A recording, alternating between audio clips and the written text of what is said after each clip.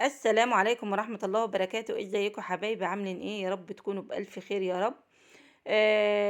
قبل ما نبدأ الفيديو بتاعنا يا حبايبي، في متابعة بتقول احنا كده بنستفيد ايه من الفيديوهات بتاعتك؟ احنا استفدنا ايه؟ لا يا حبيبتي، مش مهم تستفيدي، في غيرك بيستفيد من الأسعار بتاعتي ومن المشتريات بتاعتي، وبيستنوا الفيديو عشان يشوفوه وبيستفيدوا منه. لو مش عاجبك القناة بتاعتنا بلاش تتفرجي عليها أصلا.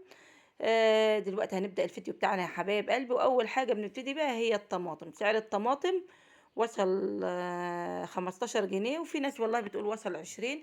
يا ريت تقولوا لي كده في الكومنتات سعر الطماطم وصل عندكم كام. والبيض أنا جبت البيض ب5 جنيه، البيضة ب5 جنيه، جبت 15 بيضة، البيضة ب5 جنيه. وجبت البرقوق ده يا حبايب قلبي، اللهم صل على النبي، الكيلو ب40، هو ب60، بس ده كان آخر حاجة عند الراجل، كيلو ونص، قلت هاخدهم على بعضهم، اداهم لي ب60 جنيه. وجبت السمك البولت ب75، جبت كيلو ونص، الكيلو ب75 يا حبايبي. وطبعا في ب80 وفي أقل، بس ده وسط حلو ب75. كل حاجة مولعة، والسمك مولع، كل حاجة والله يا حبايبي مولعة، الله المستعان. وجبت الفراخ، الفرختين دول بلدي، الفرختين دول جايبهم من واحدة جارتي، الواحدة ب200 جنيه. الفرخة تجيلها 2 كيلو ونص، والله هي مكرماني فيهم، دبحتهم ونضفتهم ولسه جايباهم لي النهاردة اهو. ما شاء الله، الفرخة ب200 يا حبايب قلبي. هي دي فراخ بياضة بس حجمها حلو وصغيرة في السن، مش كبيرة. الفرخة ب200، جبت الاتنين ب400 جنيه. وجبت كيلو لحمة ب380. اللهم صل على النبي على الأسعار. والله يا حبايبي اللحمة سعرها غالي خالص، احنا ما بنستغناش عنها، بس هنعمل ايه؟ جبت كيلو هنقسمه على مرتين. وجبت البتنجان، البتنجان ب10 جنيه. معرفش بقى سعر البتنجان رافع عندنا ليه في العريش. يا ريت يا حبايبي تقولوا لي كده في الكومنتات سعر البتنجان وصل عندكم كام. والخيار ب15 جنيه، الكيلو ب15. بس انا هغير السوق وهغير الراجل، انا هنزل اجيب من العريش نفسها اشوف الاسعار هتكون ازاي. احنا بنجيب مشترياتنا هنا من المساعيد، يمكن غالية شوية عن البلد، فهنشوف. وجبت الخوخ الكيلو ب50 برضو، كل حاجة 50 و60 و70. مفيش حاجة أقل يا حبايب قلبي. فجبت الخوخ ب50، جبت كيلو ب50 جنيه خوخ سكري. وهنا بقى الشجرة بتاعتنا، لقيت فيها كام واحدة تين، فقلت اوريكم التين. يا ريت بقى تقولوا لي في الكومنتات سعر التين وصل عندكم لكام، لاني انا مش عارفة سعره الصراحة. بسم الله ما شاء الله. وجبت بقى التفاح يا حبايب قلبي، الكيلو ب45 جنيه من هنا من المساعيد. وناس قالوا لي في البلد ب35، يعني فرق 10 جنيه بحالها. طب ما احنا اما ننزل نجيب من البلد هنوفر برضه. البلد اللي هي العريش يا حبايبي، مش الشرقية.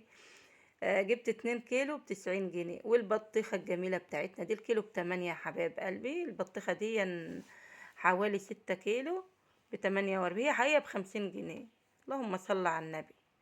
50 و100 و70، ايه دي الأسعار دي؟ الله المستعان، ربنا يقوينا على حالنا. وجبت العنب كيلو ونص ب50.